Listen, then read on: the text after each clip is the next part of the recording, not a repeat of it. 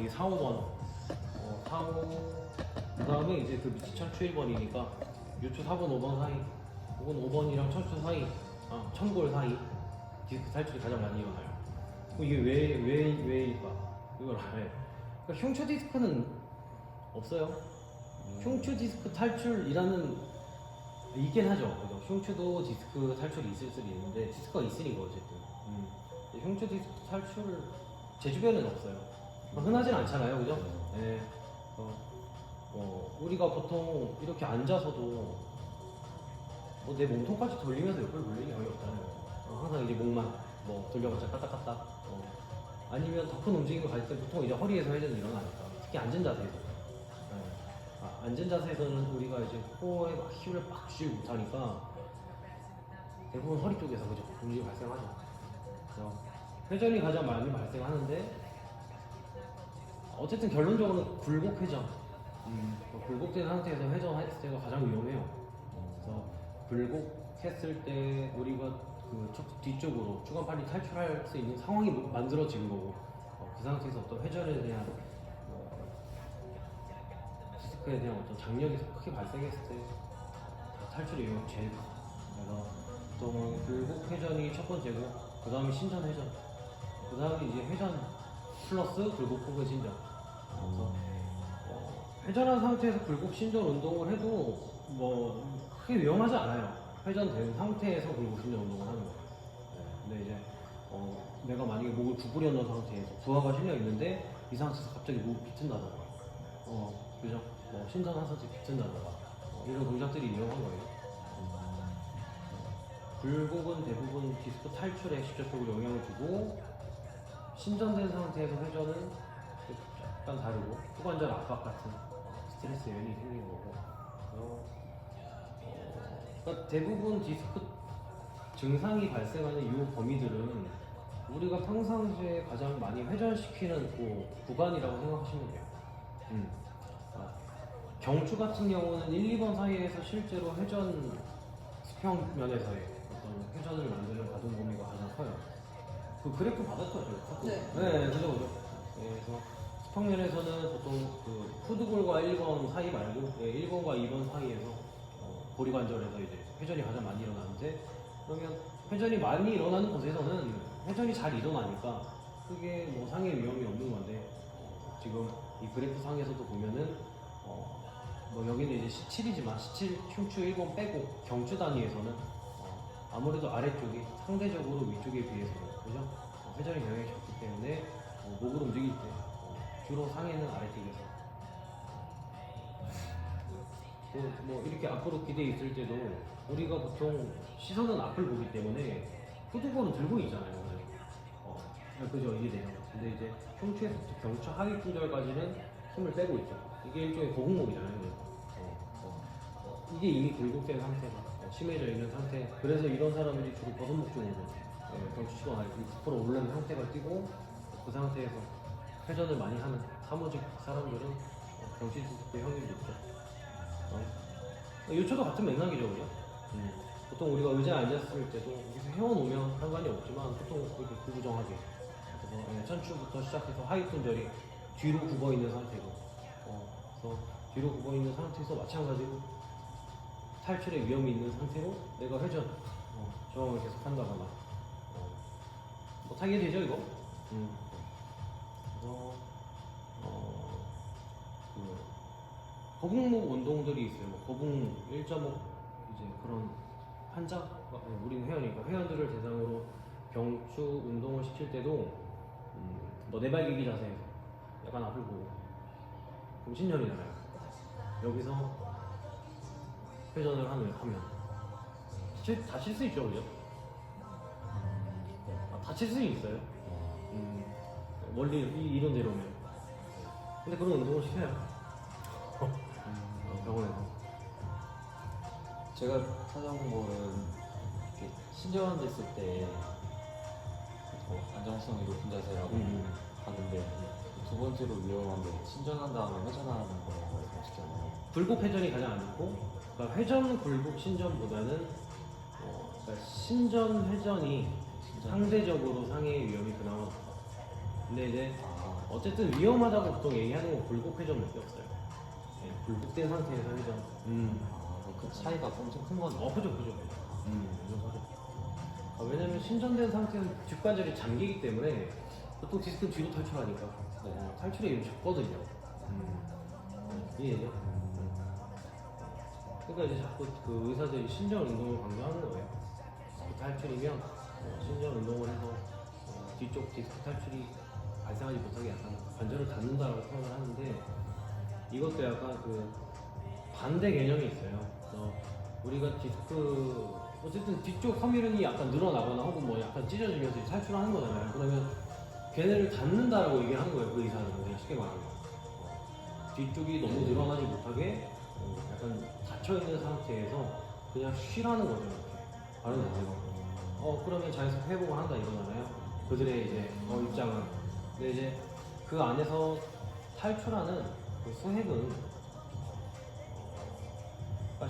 뒤쪽을 닫으면 어쨌든 디스크 안에도 압력이라는 게 존재하잖아요. 그죠? 얘는 물컹물컹한 조직이니까. 그러면 이 안에 떠다니는 동그란 수액이라고 할 때 그러면 뒤쪽이 닫히면 압력이 커지겠죠. 앞으로 가요. 수액은. 그러니까 이런 맥락에서 봤을 때는 이해되죠? 네. 이런 맥락에서 봤을 때는 뒤쪽이 잠기면 수액이 앞으로 가. 그럼 앞쪽이 잠기면 수액이 뒤로. 이건 이해되죠? 네. 내가 이걸 왜 얘기했지 갑자기? 이런 맥락에서도 그렇게 운동을 해요. 네. 그것도 과하면 좋지 않겠네요. 너무 마음에 좋지 않죠? 그죠? 흉추 같은 경우는 제 뒤집어 보면 흉추는 뒤에 있는 극돌기들이 엄청 이렇게 누워 있어요. 극돌기. 근데 경추는 뾰족뾰족하잖아요. 유추도 항상 뾰족뾰족해요. 흉추 부위는 그래서 신전이 잘 안 되는 거고, 극돌기도 부딪히니까. 그러면 내가 극돌기들이 부딪히는 현상은 쉽게 말하면 후관절 압박이에요. 이거는. 이해되죠? 그래서 요추도 내가 약간 허리뼈가 너무 심한 전방경사에 의해서 많이 꺾여 있는 상태로 엄청 이렇게 전방경사가 너무 심해서 허리가 하이퍼엑스텐션이 되어 있는데 그 뒤로 이렇게 상대적으로 뾰족뾰족한 요추의 극돌기들조차도 어쨌든 신전에 가면 부딪히죠. 근데 그 부딪히는 상황이 그냥 단순히 꺾인 상태에서 뿐만 아니라 얘네가 약간 전단력이라고 얘기를 하죠. 전단력은 그냥 보통 완전 너무 심한 요추 전만일 때 그죠? 중력에 의해서 위에 뼈가 약간 미끄러지듯이 전단되는 힘을 갖는 거예요. 그죠? 이 상태에서 내가 자꾸 이런 고양이 자세 같은 거 그러면 이제 그 뒤쪽에 있는 극돌기 부분에 이제 어떤 특정 뼈들이 부러져요. 이게 이제 선생님 한번 얘기했던 것 같은데 그죠? 근데 사람이 그게 닿을 정도로 꺾을 수가 있나요? 거의 불가능한데 있죠. 그게 요가 이런 막 이렇게 뒤를 보통은 상해죠. 그냥 상해. 그죠? 그 뼈가 부러지는 경우는 대부분 일반적인 우리가 움직임을 가져서 부러지는 게 아니라 뭔가 이제 외적인 어떤 총소리나 갑자기 예를 들어 갑자기 땅바닥에 한 3m 위에서 떨어졌다거나 그러면 이제 그 충격에 의해서 부러지는 거죠. 뼈가 순간적으로 압박당해서 텐션에 의해서. 이 부러진 걸 뭐라고 그러지? 내가 갑자기 기억이 안 나. 골절. 용어가 있죠. 갑자기 기억이 안 나.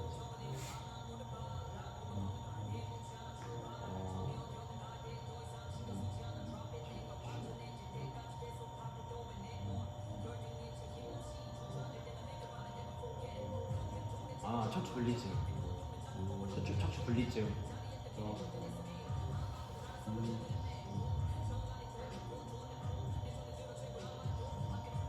만약에 회원이 척추 분리증이 있대요. 그러니까 척추에 관련돼서 회원들이 갖고 있는 질환들이 되게 많아요. 그죠? 그래서 회원들을 앞으로 1000명, 2000명, 몇만 명 이렇게 만나다 보면은 그 안에는 되게 많은 척추 질환자들이 있을 테죠. 그죠? 허리 통증은 다 있으니까 대부분. 디스크 증상은 너무 흔하고. 근데 이제 척추 분리증이라는 사람도 있을 수 있고. 척추 분리증. 아니면 그냥 추간판 탈출증, 디스크 탈출. 아니면 후관절 압박 이렇게 표현하는 사람도 있어요. 후관절 압박. 그다음 제가 지금 말한 분리증. 분리증 얘기했고 또 뭐가 있었나? 그냥 뭐 측만이나 아니면 뭐 강직성 척추형 이런 거 있어요. 지금 제가 말한 것 중에서 이 분리증은 말 그대로 뼈가 부러져 있는 상태인 거예요. 척추가 분리되어 있다. 근데 이 척추 분리증이라는 단어만 생각을 했을 때는 뭔가 전단력이 심하게 발생한 상태다라고 생각하는 트레이너들이 많아요. 이걸 정확히 모르고, 그죠? 이 뭔가 의미만을 생각했을 때는 뭔가 분리되나? 뭐 전단인가? 뭐 크게 심각하지 않은 상태라고 생각을 하는 거예요. 근데 이제 분리증은 뼈가 부러져 있는 상태이기 때문에 치료 안 되죠, 그죠? 운동해도 안 되는 거예요. 그래서 척추 분리증에 의한 어떤 통증이나 뭐 운동할 때 발생하는 그런 약간 불편함 같은 것들은 의사랑 얘기해야 되는 거고, 예, 그죠? 우리는 그냥 고려만 하는 수준인 거고, 불편함이 발생하지 않게 경치에 대한 자세를 피해가거나, 예, 우리가 뭐 이 굳어진 뼈를 붙여놓을 수는 없어요. 그래서 보통 척추 분리증으로 뼈가 부러진 사람들은 그대로 사는 거예요. 안 붙어요. 안 붙어요. 그러니까 수술해야 되는 거야. 수술하거나, 그냥 그대로 살거나. 미세 골절 수준이기 때문에, 잠깐 부러졌다가 뭐 붙는 경우도 있을 수는 있지만, 제가 알기로는 일반적으로 분리증이라고 하는 사람들은 그대로 산대요. 그러니까 항상 뭔가 뒤에서 이제 뒤쪽으로 신전하는 운동을 할 때마다 뭐 이 사람이 느꼈을 때는 약간 뼈가 약간 뭔가 뚝뚝 그런 소리가 뭐 난다거나 뭐 이런 케이스들이 있어요. 강직성 척추형 척추가 굳는 거예요, 그냥 마치 오십견처럼. 오십견도 염증이 지속적으로 발생하니까 굳는 거잖아요, 그죠? 동결과. 그래서 강직성 척추형도 그런 비슷한 맥락이라서 이것도 우리가 해줄 수 있는 건 없어요. 이해되죠? 그래서 뭐 주사를 맞아야 되거나 주사를 맞거나 어쨌든 그게 이제 굳어버려요, 꿋꿋하게. 걔네는 굴곡이 안 돼요. 근데 이거를 내가 뭔가 이 무게중심 맞춰주고 뭐 근육을 마사지하고 이런다고 될 게 아니에요. 수준 자체가. 그래서 그 정도 진단을 받은 사람은 병원 치료를 받으니까 병원 치료 받으면서 이제 운동을 병행하는 거죠. 척추 관련한 질환은 보통은 이 정도면 되고. 근데 운동 동작 중에 이 척추가 안 쓰이는 동작이 잘 없잖아요. 네. 같이 운동을 할 수가 있나요? 할 수는 있어요. 이런 사람들. 그러니까 아프지 않아요. 그냥 가동 범위가 조금 제한된다거나 강직성 척추형. 그러니까 운동사로서도 어느 정도의 호전은 시킬 수는 있죠, 그죠? 그러니까 병원에서 보통 진찰을 받고 이겁니다 이렇게 얘기를 들었을 때는 대부분 그냥 그 대학병원 가서 그렇게 얘기를 듣는 게 아니라 이 사람들은 동네 병원 가서 그렇게 얘기를 듣는 거예요. 그러니까 이제 우리처럼 그냥 우리가 처음부터 대학병원 가지 못하잖아요. 첫 번째 이제 여기 있는 병원을 가지. 그러면 대부분 추측일 경우가 많아요. 그러니까 이제 엑스레이 정도만 찍고 이 사람의 뼈 모양을 보고 이 사람이 얘기하는 호소하는 통증 같은 걸 생각해서 그냥 그 의사가 자기의 소견대로 그냥 진찰하는 거잖아요. 그러니까 이제 그런 걸 듣고 온 사람들이에요, 대부분. 그러니까 이제 아닐 수도 있다는 거죠, 원인이. 그러니까 그런 것들은 강직성 척추형 같은 경우도 아마 그거를 파악할 수 있는 스페셜 테스트가 기억이 안 나요. 없었던 것 같아요. 뭐 있긴 할 거예요. 너무 잘 찾아보면, 그죠? 그래서 우리가 할 수 있는 어떤 그 테스트를 통해서 이게 정말 우리가 해결하지 못하는 구조적인 어떤 그러니까 오래된 오십견 같은 어느 정도 약물 치료가 필요한 상황이지, 아니면 그냥 이 사람이 뭐 너무 평상시 자세 자체가 허리 쪽 근육을 긴장시켜 놓기 때문에 좀 과긴장된 상태가 유지되는 건지를 파악하면 되죠, 그죠? 어떤 식으로든 파악해서 우리가 못하는 병원에 가서 한번 다시 진찰하도록 하고, 우리가 할 수 있는 거면 걔네가 긴장할 수밖에 없는 이유를 찾아줘야죠, 그죠? 의사들보다는 어떻게 보면은 그 치료사들이나 트레이너들이 더 이 자세나 어떤 움직임과 연관해서 이 관절 부위나 근육에 대한 그런 통증의 기전을, 그죠? 파악하는 게 그건 우리 분야죠, 그죠? 네, 우리 분야. 의사들은 잘 모르기 때문에.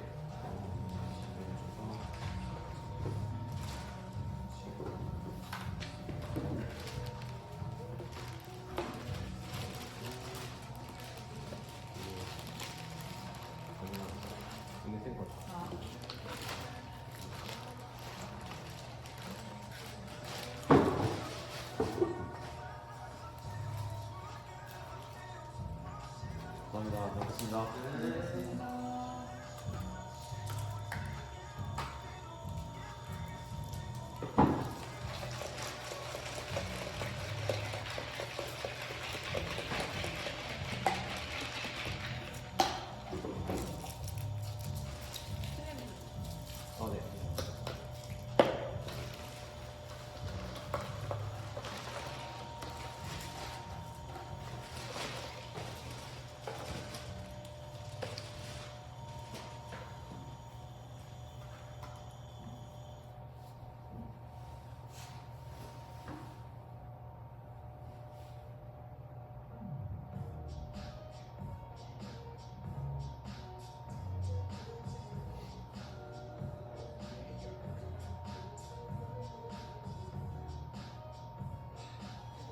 프레이트 제3법칙이 뭐예요? 그거 찾아봤는데 프레이드 제3법칙이 제일 이해가 안 돼요. 뭐 어떻게 찾아봤어요? 이거 저 뭐야?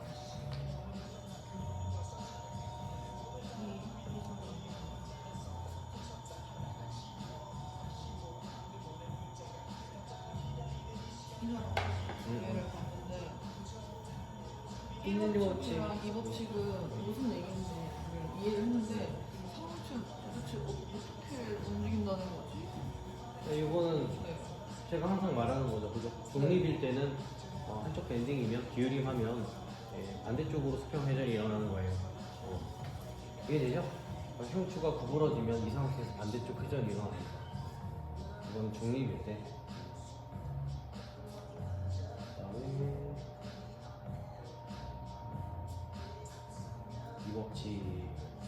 이 법칙은 약간 굴곡 신전 상태. 그러니까 비중립 위치일 때, 약간 굴곡되어 있거나 혹은 약간 신전되어 있을 때는 이제 회전하는 방향으로 같이 밴딩이 일어나죠, 그죠? 이해되죠, 그죠? 네. 그러니까 이거를 뭐 이렇게 제가 허리가 굽어 있어요. 그러면 제가 생각했을 때는 난 사이드 밴딩을 해야지 이렇게 하는군요. 옆으로 구부리는 겁니다. 지금 제가 힘을 주고 있는 거예요. 어딘가에. 근데 그지? 제가 이 힘을 풀면 내 몸의 자연스러운 움직임은 이렇게 되는 거거든요. 이해되죠? 그러니까 내가 뭔가 허리를 약간 구부린 상태에서 몸이 돌아가지 않게 사이드 밴딩을 한다는 거는 지금 굴곡된 상태에서 내가 어떤 특정 방향으로 회전을 계속 입히고 있는 거예요. 저항하고 있는 거예요. 그러니까 이런 동작들이 안 좋은 거예요. 아까 제가 말했던 굴곡 회전. 굴곡된 상태의 회전. 그러니까 이제 회원들이 만약에 데드리프트를 해. 근데 허리가 약간 굽어 있어요. 허리가 굽어 있고 내가 평상시에도 몸이 돌아가는 게 눈에 보일 정도. 그러니까 운동할 때 거의 수평 유지하고 우리는 다 돌아가긴 해요, 실제로, 그죠? 근데 다 저항을 하는 거예요. 근데 그 저항 정도가 센 사람들이 있겠죠, 그죠? 뭐 코어가 약하다거나 뭐 한쪽이 유독 약하다거나 이 약간 층마리 경향이 세다거나 하면은 이 회전이 경향이 많이 나타나잖아요. 그래서 눈 감고 제자리가 한 10번 했을 때 여기로 시작했다, 뭐 여기로 오는 사람들, 뭐 이런 사람들은 몸에서 어떤 회전 저항이 밸런스가 안 맞는 상태니까, 그죠? 그런 사람들이 특히 데드리프트처럼 내 상체가 많이 기우는 운동을 하면 어쨌든 뭐 대부분 그런 사람들은 약하잖아요, 그죠? 근육이 약할 거예요. 그래서 허리가 뭐 꺾이거나 굴곡되거나 둘 중 하나일 텐데 그런 상태에서 우리가 겉으로 봤을 때 수평을 유지하기 위해서 그 사람이 그러니까 자연스럽게 뭐 예를 들어 앞으로 치면 양쪽 복사근 혹은 뭐 뒤쪽으로 쓰면 양쪽 요방향근 허리 내목은 아니면 뭐 길이근들, 뭐 광배근 이런 근육을 잘 대칭을 맞추면 이 양측의 벡터가 지금 말해서 근육의 힘이 상쇄되잖아요. 어떤 회전에 대한 힘이 상쇄가 되기 때문에 단순하게 신전과 굴곡으로 이 근육들을 쓸 수 있는 거죠. 이해되죠? 제가 복사근이 1대1 힘이 근데 크런치를 하면 회전에 대한 힘도 상쇄되니까 앞으로 올라올 때 얘를 쓰게 되는 거잖아요. 그죠? 이해되죠? 광배도. 근데 그런 사람들은 얘네의 기능이 1대1이 아닐 거예요. 평상시에 이런 움직임을 많이 취하는 사람들 만약에 훨씬 셀 거 아니야. 우세 성향이 있겠죠. 그러면 뭐 2대1이면 이 사람들은 아무리 똑바로 움직여도 실제로는 2대1이기 때문에 상쇄가 안 되고 있는 거잖아요.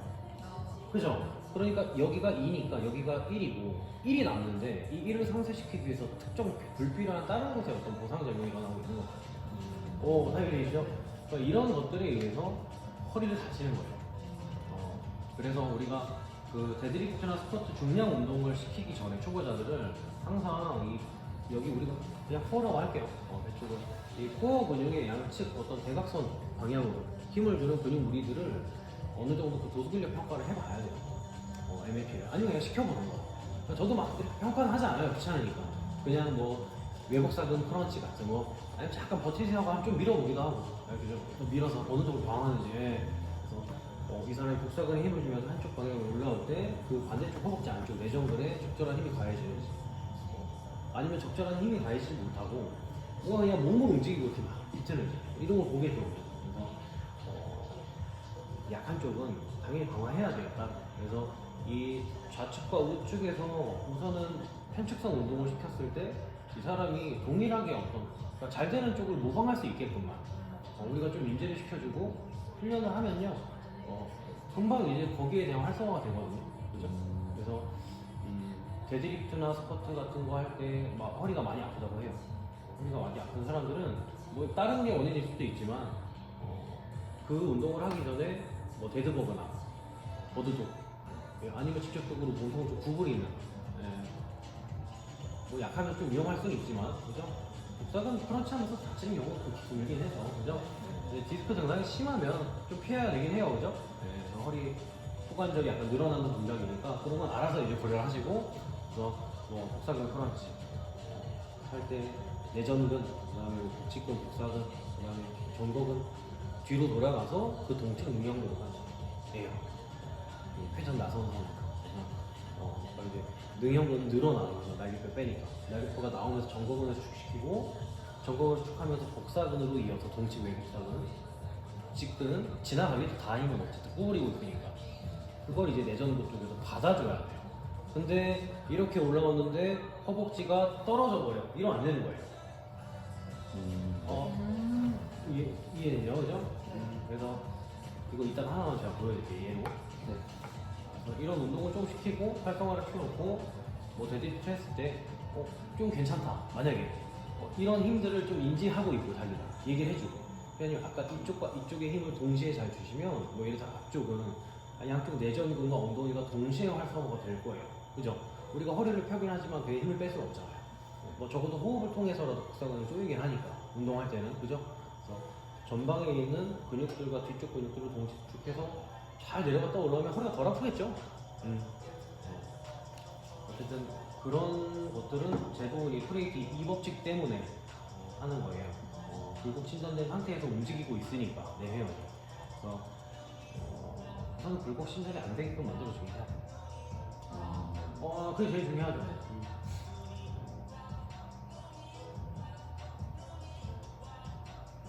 척추에서 한 면이 움직이는 당연히 움직이는 이건 뭘까요? 이게 그러니까 이렇게 돼 있을 때 신전이 안 된다. 뭐 다른 면에서 움직임이 안 된다는 얘기인가요? 여기 써있죠. 이 사람이 지금 네. 우측골이니까 좌회전 패턴이에요. 그죠? 네. 이렇게 되어 있는 거죠. 네. 그럼 이렇게 축골이 되어 있는 우측은 척추의 신전 패턴이 움직임을 감소해야 돼요. 척추의 신전 안 되죠? 그러니까 지금 이쪽 밴딩 해봐요. 허리 펴고. 자 여기서 오른쪽 가슴을 뒤로 넘겨보세요. 안 돼요 이거는. 왜냐면 지금 회전이 이쪽으로 일어나니까.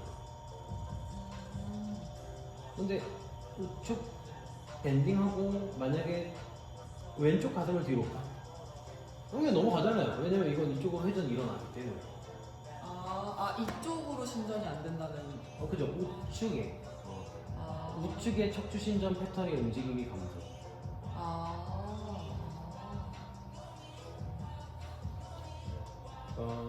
보통 이거는 벤치 프레스, 숄더 프레스 할 때.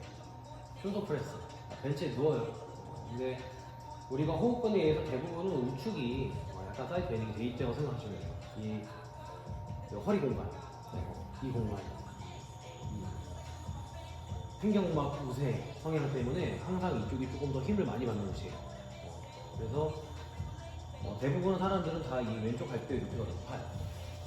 약간 높아요. 대부분. 그죠? 그래서 보통 이런 것 때문에 좌측은 여기를 좀 조이는 형태의 운동을 하거나 혹은 자세를 만들고 반대로 이렇게 됐을 때 발뼈는 내려앉잖아요. 그죠? 그러니까 오히려 좀 이 흉곽은 올리는, 채워 넣는 이런 운동 형태가 돼야 되고 여기는 자세를 여기는 반대로 얘가 이렇게 찌그러진 만큼 항상 약간 갈비뼈가 힘없이 벌어져 있다라고 생각을 하시면 돼요. 그래서 여기는 반대로 찌그러진 여기는 약간 긴장을 풀 수 있어야 되고 대신 늑골은 힘을 줘야 돼요.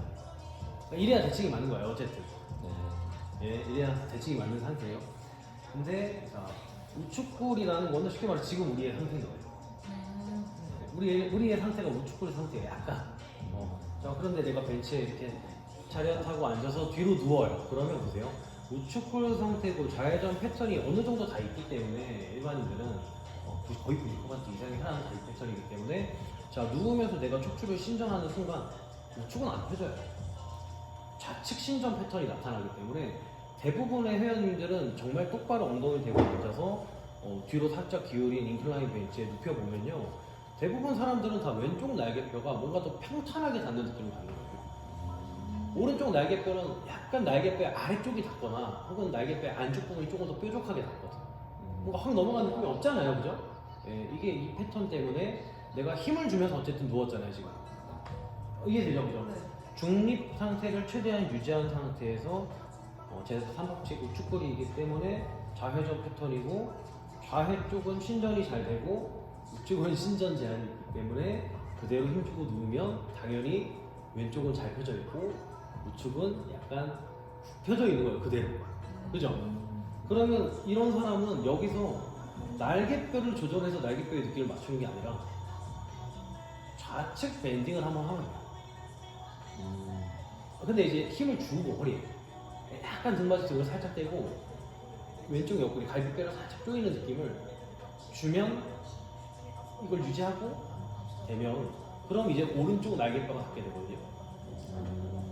네. 저는 이걸 많이 해봐서 저는 바로 이렇게 딱딱딱 되는데 예.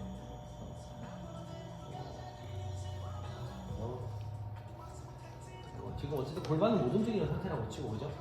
이 위에 어쩌니 이 유튜브 위에 이제 뭐 형추 보면 지금 이 공간이죠, 그죠? 예. 이거는 뭐 전체적으로 갈대처럼 휘었다고 생각할게요. 이 상태에서 지금 누우면 약간 회전이 이렇게 일어나기 때문에 신전과 회전 지금 이쪽으로만 신전 패턴이기 때문에 왼쪽이 닿는 거예요. 근데 반대로 내가 이거를 약간 이렇게 만들면 그 반대기 때문에 그죠? 아, 네. 내가 약간 이쪽 등이 더 잘 많으냐? 그러면 약간 그쪽을 찌그러뜨리고 대부분 몇 도? 그 다음에 맞춰줘요, 그죠?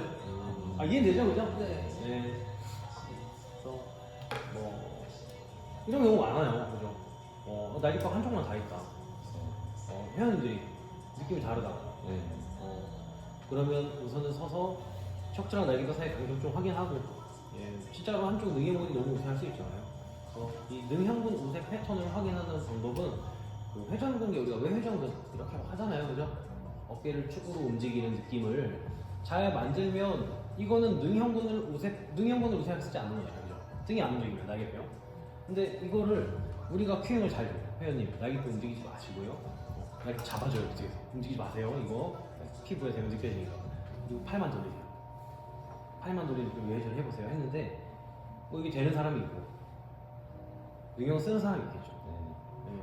이런 능형근 우세 패턴을 갖는 사람들은 견갑골과 팔뼈 간의 움직임이 그냥 하나의 형상으로만 입혀져 있는 거잖아요. 이해되죠, 그죠? 네. 그러니까 이제 마치 우리가 권투 선수들이 주먹을 칠 때 저는 어떻게 칠지 잘 몰라요, 그죠? 흉내를 내면 이렇게 뻗겠죠, 그죠? 같이 뻗잖아요, 그죠? 같이 들어오고 약간 어깨를 던진다고 표현을 해요, 얘네들이.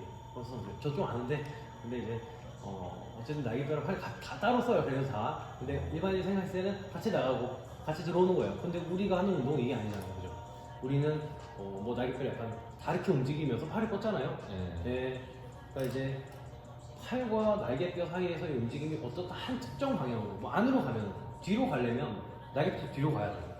앞으로 팔을 뻗으면 가슴 운동할 때는 날개뼈 앞으로만 나가는 이런 사람들은 얘네 둘의 움직임을 어느 정도 우리가 만들어줘야지. 아 이건 아는 거잖아요, 그죠? 여기서 뭔가 큰 깨우침을 가지면 안 되는 거예요 지금. 너무 당연한 거니까. 예, 예. 예 맞아요. 장국에 이름으로 굉장하게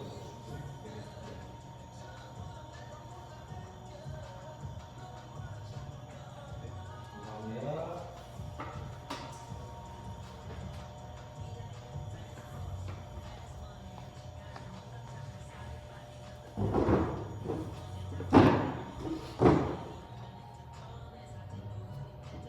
뭐 이거는 대충 이해되죠, 그죠? 네. 그걸 좀 따로 인지할 수 있게, 움직일 수 있게 하면 좀 유용한 문제 있을까요? 저런 거. 아 이런 거요. 네, 이런 이거 거. 할 때. 아 왜 회전? 그러니까 이 후면 뭐 운동을 좀 시키려고 보면 이제 후면 어깨만 좀 집중적으로 쓰고 싶은데 날개까지, 능형근까지 같이 이렇게 막 써버리시니까 이거 구분이 진짜 어려우신 거예요. 팔만 네, 움직이고 싶은데 날개까지 옮겨오니까 이제 그걸 좀 따로 떼어놓고 싶은데 그거에 좀 뭐 있을까 잡아드리는 가장 좋은 거는 본인의 견봉이나 쇄골 같은 데를 잡고 날개 어딘가 걸쳐지는 데를 잡고 뭔가 이 외전의 느낌으로 어깨 보면 운동 말고 그냥 단순하게 좀 당기기 쉬운 뭔가 이렇게 잡고 몽골이 이렇게 뭔가 잡고 끌어당기는 느낌 있잖아요. 근데 이렇게 뭔가 당길 때 지금 날개뼈가 뒤로 안 빠지죠, 그죠? 근데 그렇다고 해서 너무 또 앞으로 끌려가지 않게 그냥 제자리에 잘 머물러 있게끔만 조절하면서 천천히 팔로 어떤 물체를 쭉 끌어당겨 보세요 해요. 근데 이제 이거를 알통에만 힘주면서 끌어당기면 여기서 끝나고요. 약간 뒤로 팔꿈치를 찍듯이 밀어야 돼요, 그죠? 뒤에 있는 벽을 밀듯이, 그죠? 그래서 툭 팔꿈치를 찔러 넣으면 얘가 멈춰 있으면 이건 무조건 어깨 뒤에 힘이 들어가 있거든요. 이해되죠? 왜냐면 지금 내가 느꼈을 때 뭔가 내회전, 이었던, 뭐 팔이 안에 있던 밖에 있던 무조건 이건 외회전이에요, 어깨는 지금. 날개뼈가 멈춰 있어요. 팔이 무조건 바깥쪽으로 돌아가요. 지금은 신전 패턴에 외회전을 입혀서 어깨 후면에 힘을 준 거고, 그죠? 지금 수평 외전은 뭐 팔꿈치가 정말 정확하게 어깨에 엎인 경우는 만들기 힘들죠, 그죠? 뭐 우리가 엑스레이를 찍어볼 수는 없으니까. 그러니까 이 운동 형상이 이 엑시스 축 관절면 동그라미 구가 예를 들어서 여기 있으면 정말 정확하게 내가 움직이는 상완골이 얘와 완전한 수평 90도가 됐을 때는 원래는 이 외회전과 내회전 경향이 거의 없어도 되기 때문에 날개뼈가 무조건 같이 움직여요. 이 위치에서 수평 외전. 그러니까 선생님들도 해보면 느껴질 거예요. 이게 팔이 약간 위로 갈 때나 조금 약간 위에서 이렇게 뒤로 넘어갈 때나 약간 아래에서 뒤로 갈 때는 내가 딱히 날개뼈를 뭔가 같이 움직이는 느낌을 의도적으로 주지 않아도 따라오는 정도지 불편하진 않아. 근데 우리가 생각했을 때 완전한 90도에서 정말 완전한 90도에서 팔을 열려고 하면요 여기서 딱 막혀요. 이게 뒤로 못 가죠, 그죠? 왜냐면 여기서는 내가 외회전을 택해서 위로 팔을 보내거나 혹은 내회전을 택해서 아래로 빼야 돼요. 이해되죠, 그죠? 그럼 지금 그 느낌이 딱 어깨 후면 느낌인 거예요. 너무 쉽죠? 지금 이게 그냥 어깨 후면만을 독립적으로 쓰는 느낌인 거예요, 원래는.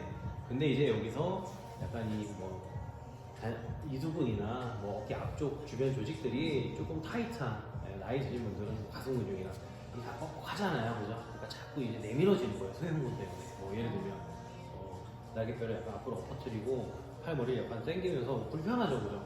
그러니까 앞쪽에서 얘네를 붙잡으니까 자꾸 당기니까 못 가서 자극을 못 느끼는 것 뿐이에요. 그러니까 이제 그런 사람들은 풀어줘야죠. 소형근은 진짜 팔꿈치로 펴야 돼요, 이런 어른들. 우리가 한의학에서는 보통 경락 마사지라고 하잖아요. 기가 흐르는 그다음에 혈자리 이런 맥락인데, 그러니까 동양 의학은 너무 구체화된 어떤 그런 것들을 실제로 보고 만든 내용이 아니라 기라는 게 어디 있어요, 솔직히, 그죠? 저는 동양 의학을 잘 안 믿어요. 그런데도 전 침을 맞긴 해요.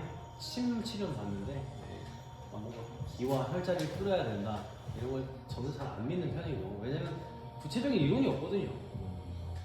그 사람의 길을 어떻게 모르잖아요. 이해되죠? 네. 예, 그래서 이제 근데 이제 정상 마사지랑 보통 세게 받는 마사지라고 얘기를 하니까 그 지금 당장 너무 유착이 심한 나이 든 사람들의 그런 근육이나 거는요 저번에 했었잖아요. 제가 그 관절 수용기를 할 때 타입 1, 2, 3, 4 중에서 근육은 근육 부위는 GTO를 건드려야 되고 기억나죠? 강도가 높아야 돼요. 그러니까 PNF라고 했잖아요. 근데 관절 수용기들 타입 1, 2는 그냥 약간 정적 스트레칭 같은 느낌? 그냥 자세 유지를 오래 하고 있으면 되는 거예요, 세팅이. 이런 뻑뻑지근함은 안 늘어나는 건요, 세게 풀어줘야 돼요. 그러니까 이거, 아파, 이러면서 그냥 그럼 이러고 버티, 이런다고 안 풀려요, 절대. 진짜 하고 이렇게 해야 돼요, 그죠? 풀고, 그래야 금방 풀려요. 풀어주고, 그냥 수평 외전만 해요. 이게 가장 쉬운 방법이에요. 수평만 잡아주고 팔을 벌리면 어쨌든 날개뼈가 모이는 느낌도 벌어지는 느낌이 크진 않거든요. 네.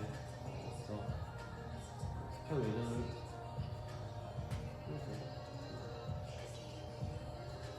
하고 있습니다.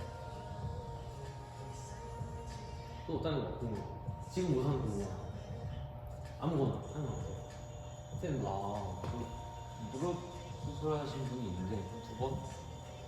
그냥 그 부분을 이렇게 매트 같은데 닿기만 해도 진짜 아프신 건지 불편하신 건지 좀 꺼려 하시더라고요. 그런 사람도 많아요. 근데 그거를 병원 가서 물어보라고 하세요. 우리가 파악할 수 없는 거예요. 그러니까 이게 보통 우리가 무릎을 바닥에 대면은 우리는 그 경골이 닿잖아요. 그러니까 파텔라 무릎이 닿질 않죠. 무릎이 굽히면 이 무릎은 이쪽으로 빠지니까 그죠? 뭐 일부러 무릎을 내가 찍어 누르진 않는 이상 바닥 쪽으로 그렇지 않나요? 보통 정강이뼈 앞쪽이 닿지 경골조면. 근데 이 경골조면 쪽에 대부분의 건이 붙잖아요. 그죠? 허벅지 근육의 건. 그러니까 건부에 염증이 있거나 하면 아플 수 있죠. 그러니까 닿는 부위는 대부분 경골일 테니까. 무릎은 다리를 펴고 엎드렸을 때나 닿는 거지. 그렇지 않나요? 네. 그죠? 네. 그 사람이 말하는 게 만약에 정말 이 무릎이 닿으면 네. 그 사람 무릎이 활주를 못 하고 있는 거예요. 무릎을 꿇고 A에 되죠, 그죠? 네네. 예, 그래서 90도 정도만 굽혀도 무릎은 바닥이 잘 안 닿아요. 경골이 닿지. 경골이 염증 그런 것 때문에 아플 수 있다. 뭐 염증 반응이 있으면 아통이 직접적으로 있고, 뭐 혹은 그 오스그 슐라스터라고 네. 경골 조면 자체가 약간 비정상적으로 이제 뼈가 운동 많이 약간 하는 이제 거랑 어릴 때 그죠? 예, 네. 설명했죠? 네. 예. 이게 대퇴골이고 이게 경골이면 어릴 때는 성장기 아주 어릴 때는 뼈가 아직 굳지 않잖아요, 그죠? 그러니까 이제 그 어린 나이에 막 활동을 많이 하는 애들은 막 뛰어내리고 뛰놀고 그런 애들은 이 대퇴골에 자꾸 힘이 들어가는 상황에서 이 뼈의 보통 건부에 있는 뼈를 힘이 자꾸 들어가니까 뼈가 조금씩 딸려와요, 이렇게. 약간 머리 보는 곳에 뽑히는 거야, 제 두피가. 이해되죠?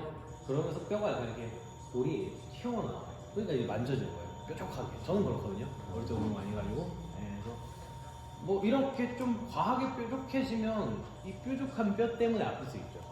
여기도 이제 붙어 있는 말했던 대로 근육이나 뭐 인대들이 있으니까 조직들이. 뭐 아니면 약간 그 전방 십자인대 같은 데를 다치면 그 전방 후방 십자인대 손상을 보통 우리가 스페셜 테스트 평가할 때는 환자를 천장보고 눕혀놓고 무릎을 약간 이렇게 세워놓고 정강이뼈를 약간 눌러서 얼마나 움직이는지 정강이뼈가 움직여 덜컥 혹은 빼보기도 해요. 덜컥 이런 걸 봐요. 그러니까 이제 약간 그런 십자인 인대도 어차피 인대잖아요. 무릎의 안정성이 떨어지는 사람들, 혹은 뭐 수술 부위가 그런 십자인대 쪽이면 그때는 이제 뭐 약간 경골이 눌렸을 때 어쨌든 이런 전달이 되잖아요, 그죠? 그런 통증이 똑같이 나타날 수 있고. 케이스 둘, 그다음에 세 번째는 물 찼을 때.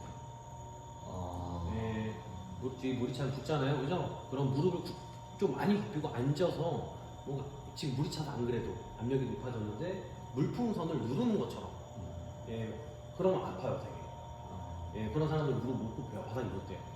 예, 그래서 좀 물 찼을 때. 물 찬 건 또 염증이잖아요, 그죠? 네. 네 번째는 그냥 우리가 알고 있는 일반적인 재택근 긴장 정도의 수준인 통증인데 이 사람이 통증이 아직 예, 좀 민감할 때. 보통 케이스는 한 이 정도? 예, 그래서 그 중에 한 세 가지는 거죠. 지금 물 찬 것까지는 어쨌든 병원에서 진찰을 받을 수 있잖아요. 뭐 물이 찼다고 얘기해 주시면 그거다라고 이제 우리는 생각할 수 있고 인대 문제나 연골 문제도 병원에서 진찰을 받았겠죠. 예. 근데 수술 이후에 수술이 잘 됐어요. 그 다음에 유산적인 어떤 그 차후가 좋으면 통증이 없어야죠. 그죠? 예. 당장 염증도 없고 치료 잘 됐으면 대부분은 제 개인적인 생각에는 그냥 일반적인 아픔으로 그 사람이 그렇게 표현하는 거라고. 전 대부분 그렇게 생각을 해버려요. 네. 예, 근데 이제 물 차서 아파요 이렇게 얘기하는 사람들은 보통 그렇게 얘기를 해요 자기가. 예, 아니까. 맞아요. 말씀하신 그 경우인 것 같아요. 그냥 통증. 근데 그래도 혹시 모르니까 네. 여러 가지 염두를 해줘요. 무릎도 전단력도 있고 그 다음에 오금근 같은 데서 우리가 이게 무릎 꿇고 앉을 때 적당히 브레이킹도 걸어야 되고 적당히 풀어지기도 해야 돼요. 그러니까 이제 무릎을 완전히 폈을 때는 우리가 탁 잠기는 지금 소리 났죠.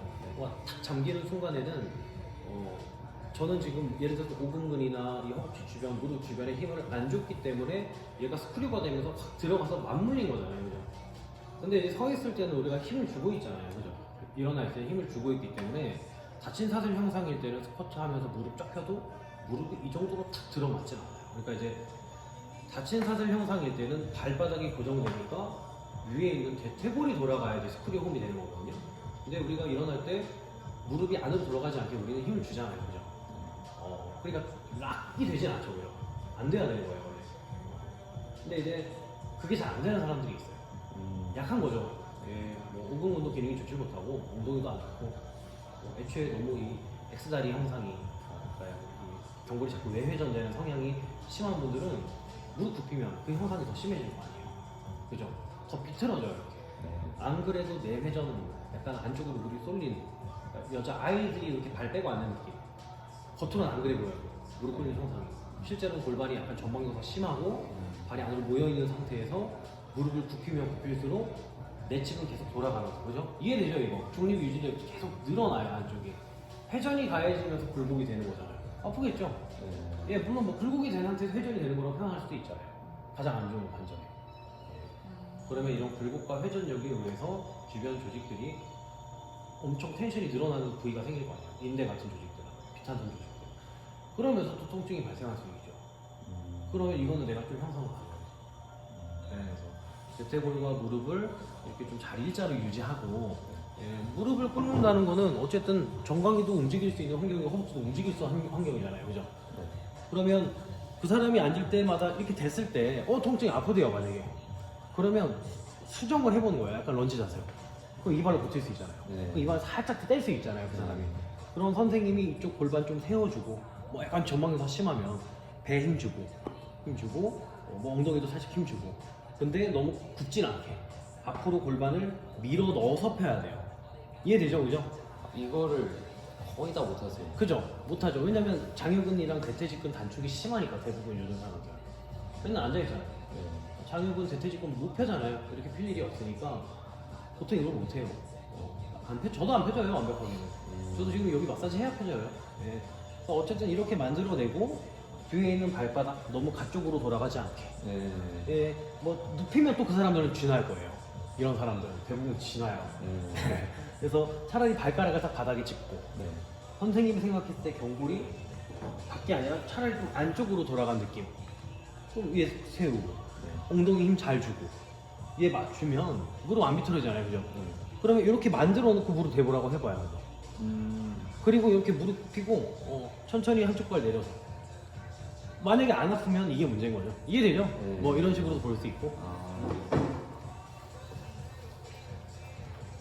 또 제가 아까 이거 설명해 주신 거 할 때 저도 런지 자세 이렇게 하면은 여기가 되게 아프거든요. 어디요? 무릎이 되는 무릎이 아프고 그러면은 저도 당뇨근이나 그때 스티치근에 문제일 수도 있는. 무릎이 닿으면 아니면 무릎이 안 닿아도 그냥 무릎이 내려가면 아파요? 무릎이 내려가면은 여기가 아파요. 경골 조명. 그게 이제 닿아서 아픈 게 아니라 그냥 내려가요, 그죠? 여기다 여기. 네, 여기가 아파요. 여기. 네, 요거. 네. 지금 아팠어요, 그럼? 그냥 눌러서 지금 내려가요. 내려갈 때는. 근데 언제 그럼 닿으면 아파하는 거예요? 네, 런지를 자세를 잡으려고 이렇게 하잖아요. 그러면 그냥 닿으면은 그 뼈가 바닥에 딱 눌리는 느낌이거든요. 한번 풀어봐요, 지금. 거기를 일어나서, 일어나서 앉아서 여기를 먼저 풀어봐요. 여기 풀수 네. 이 무릎 안에 네. 여기서 이 안에 연골 조직들이 있어요.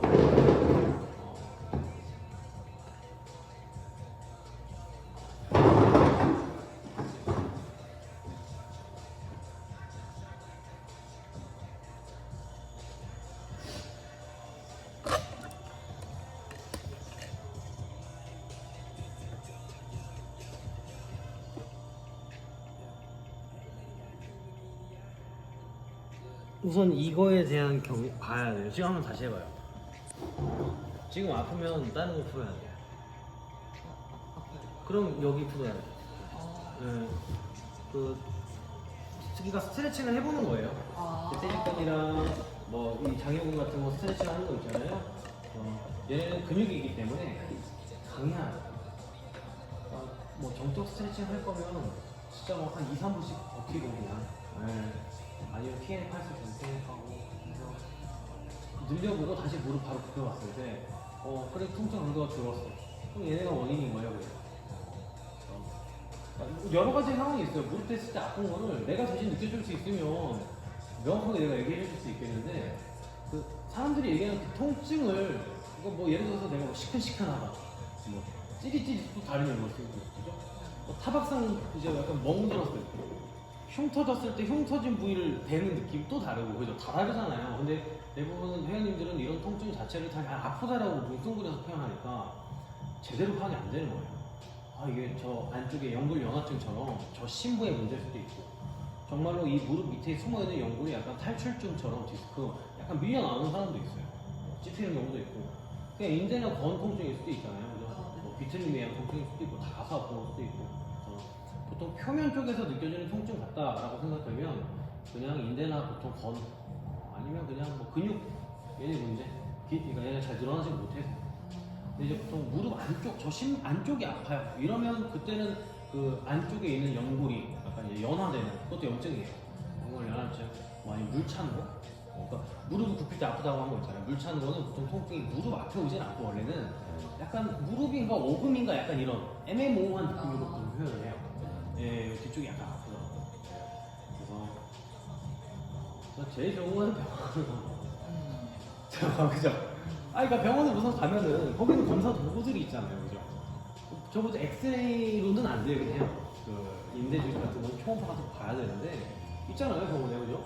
그래서 뭐 굳이 상급병원 안 가도, 예, 그래서 뭐 초음파 정도 해보고 내가 진짜 내 몸에 진심이면, 그리고 초음파 정도 해보면은 적어도 그 인대 건 근육의 문제인지 아닌지 알 수 있거든요. 물찬 거 정도. 뭐 병원에서 이상 없다고 하면은 그러면 어쨌든 내가 구조적인 문제는 아니니까 그죠? 기능적인 문제겠죠. 무릎을 이만큼 굽혔을 때 지금 뭐 텐션이 강한 아파복지 근육의 문제 뭐 그때는 우리가 좀 편안하게 할 수 있잖아요. 그래서 여기 사이를 눌러요. 푹 아파요? 지금 여기? 아니요, 안 아프죠? 네. 그거 연골 아니에요? 네. 지금 여기 누르면 여기는 아니 여기 괜찮아요. 이것도 괜찮아요? 그러면 지금 여기 건도 아닌 거예요. 그러니까 여기 염증이 있는 건 아니에요. 염증이 네. 있으면 아통이 있거든요. 네. 그럼 연골도 아니고 얘도 아통이 아니야. 그러면 뭐 이런 근육을 한번 풀어보고 그죠? 당장 여기는 아니니까 얘는 아니니까 네. 내가 혼자서 할 수 있는 게 근육이 그냥 푸는 거 해보고 차가 좋으면 계속 푸세요. 네. 아니 비틀어지는지 좀 확인하고. 아, 울 때. 네.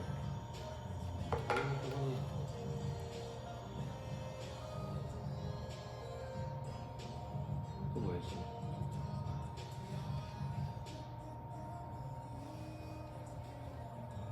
대박사.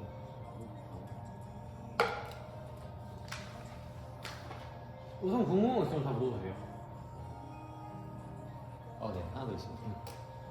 그 요방형근을 좀 쓸 목적으로 사이드 밴딩을 하는 게 하고 있는데 네. 근데 저번에 할 때 네. 사이드 요즘에 좀 안 한다 위험하니까 위험하다기보다는 네. 중량을 많이 치면 위험해요. 네. 아마 한 5kg 이거는 다치는 게 없죠. 그죠? 그렇죠. 다만 그래도 좋지 못하다라고 보통 생각을 하기 때문에 전문가들이 네. 이거 되게 오래된 거예요. 뭐 벌써 한 10년, 15년 그죠? 그때부터 사이드 밴딩을 보통 시키면 안 된다라는 어떤 영상물도 되게 많이 올라왔었죠. 프리웨이트 법칙 때문에 이거 생각했을 때. 네. 뭐 감당할 만한 그 적은 중량이면 상관없죠. 그러면 괜찮다. 그죠? 어쨌든 유추도 허용되는 범위가 있잖아요. 네. 예, 이 이마면 상에서의. 그럼 그 정도를 지키면서 하는 거는 상관없죠. 그리고 실제로 우리가 하체를 완전히 고정할 수도 없어요. 그리고 회전이 안 일어나지도 않아요. 그죠? 그러니까 끝내는 우리 몸은 알아서 그걸 피해가요. 상의 위험을. 근데 이제 트레이너들이 잘 모르면 그러니까 이 측면 굴곡에는 자연스러운 회전이 동반된다 라는 사실을 모르면 내 회원이 옆으로 밴딩을 하는데 만약에 중립이에요. 정말 중립을 잘 지켜서 가는데 뭔가 이렇게 가슴이 제껴지는 느낌이 이런 모습이 보여요. 뭔가. 얼굴이 돌아갈 수도 있잖아요. 이렇게. 그럼 트레이너는 회원님 가슴 제끼지 마세요라고 얘기를 하겠죠. 이게 자연스러운 현상인데 내려가면 내려갈수록 그럼 그 사람이 이거를 외적 저항으로 보상할 거 아니야. 땡길 거 아니야. 오히려 좀 한쪽으로. 이러면 다치죠 이제. 이해되죠? 내가 넘어가기 편한 위치로 넘어갔다가 넘어오면 네, 안녕하세요. 네, 감사합니다. 네. 대부분 밴딩을 우리가 구부리면서 내려가진 않기 때문에 굴곡 회전은 하지 않으니까 그죠? 펴고 하잖아요. 네. 그 회전이 일어나도 어쨌든 신전 회전이에요. 네. 예, 신전.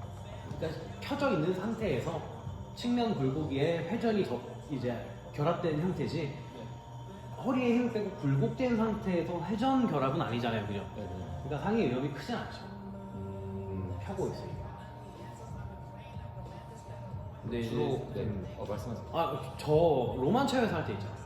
예. 저기서 로만 체어에서 할 때는 좀 조심해야죠.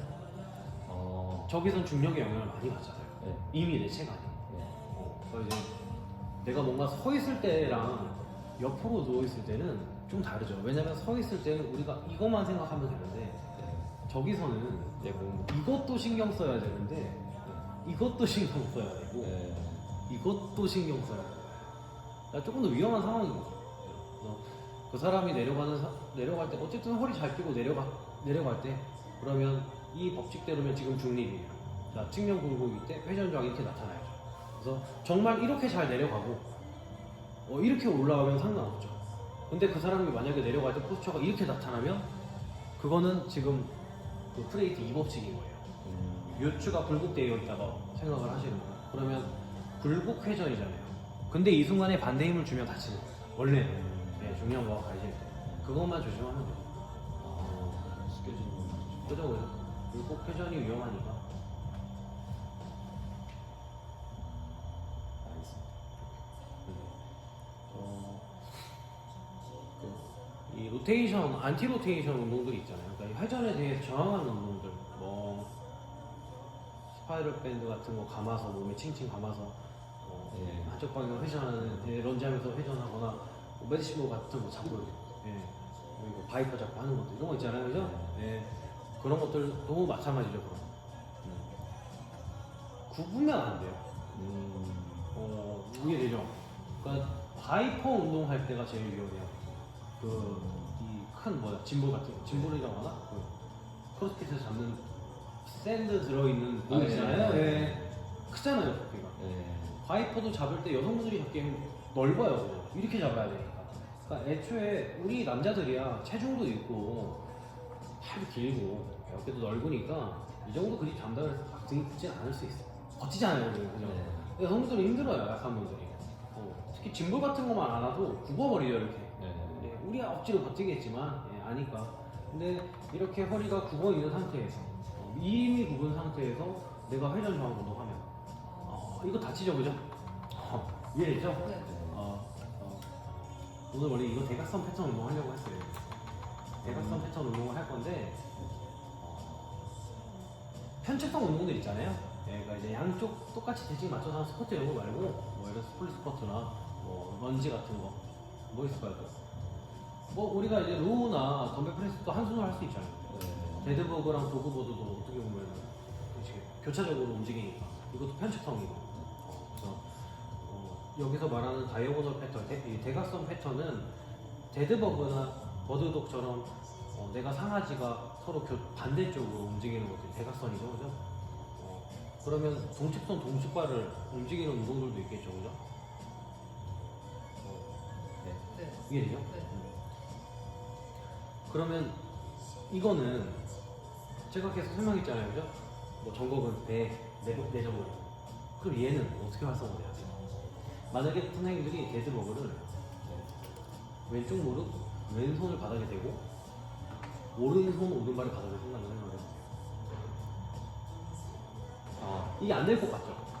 근데 FMS 테스트에 이게 있죠.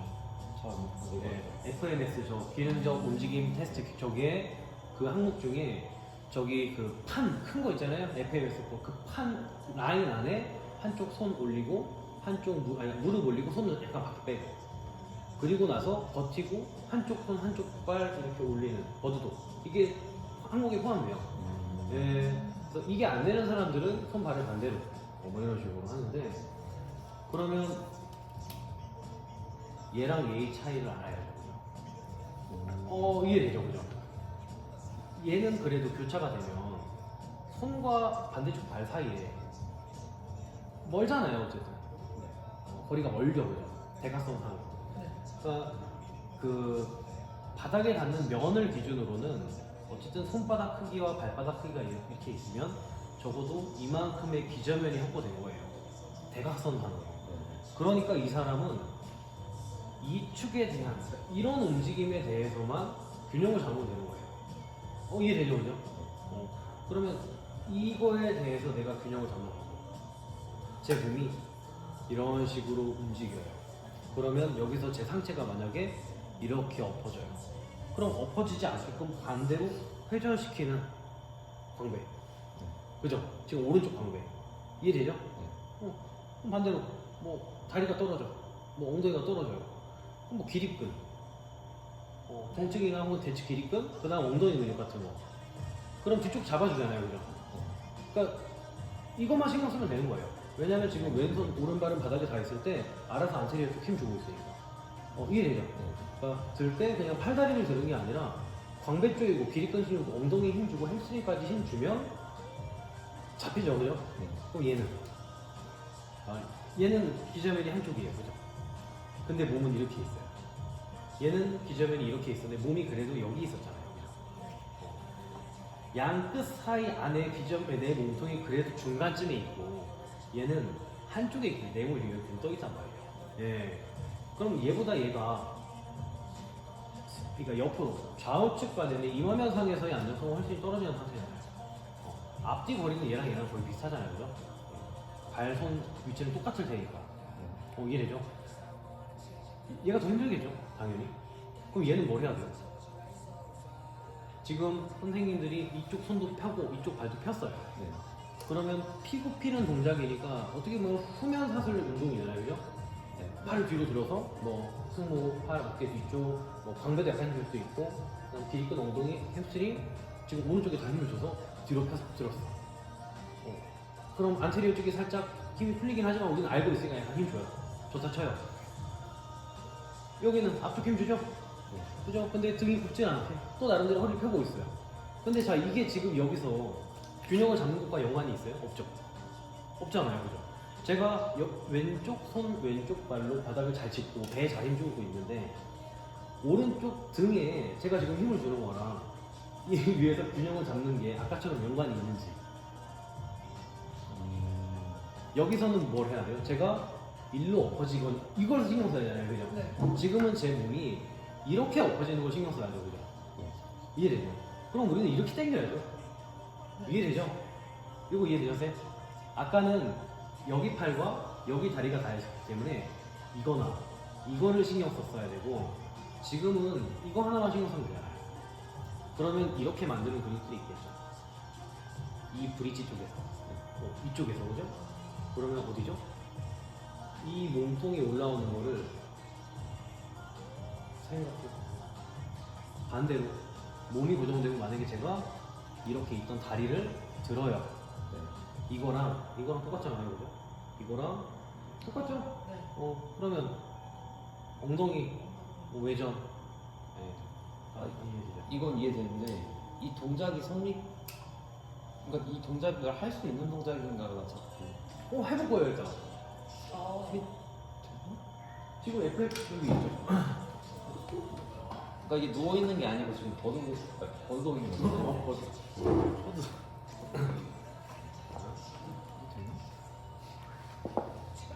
저도 안 될 줄 알았어요. 되긴 돼요. 근데 기울죠 아무래도. 많이 기울고. 거의 할것 같은데.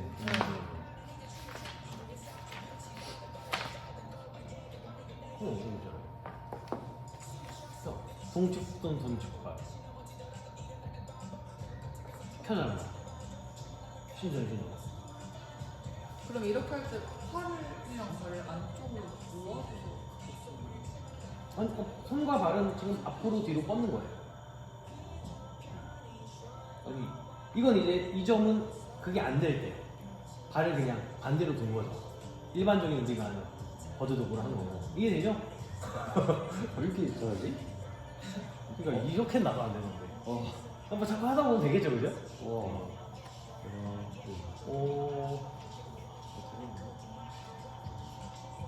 이해했습니다.